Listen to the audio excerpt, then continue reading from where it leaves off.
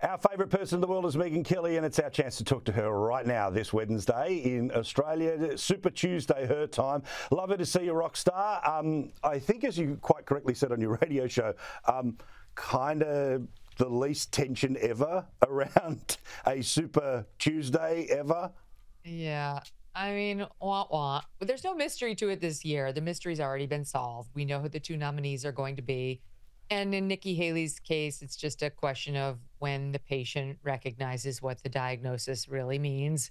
It's over for her. And look, we're going to get the election that most people didn't want. And if you're a Republican, that's good news, because even though Trump may not be your first choice, right now he's crushing Joe Biden in the polls. We're a ways out. Anything could happen. But as of today, you'd have to feel pretty good.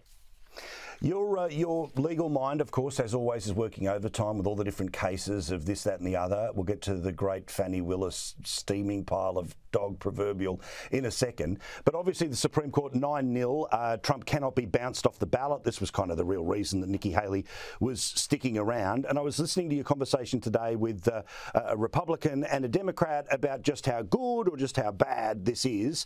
But exactly as you predicted, this had no chance. No, I mean, it was a resounding victory for Team Trump and for democracy, frankly. I mean, how can you let some unelected person, judges in Colorado and in Maine, it was an elected person who wasn't even a lawyer, just say, he's an insurrectionist, he's out, and ruin the federal election of a president for the rest of the country? It makes no sense. And even the liberals on the Supreme Court saw it that way. But the most delicious part of this has been the absolute meltdown on the left. Keith Olbermann, your favorite. He's your favorite. Yeah, he is. Actually out there all today, last week. He's been reduced to this. They're whores.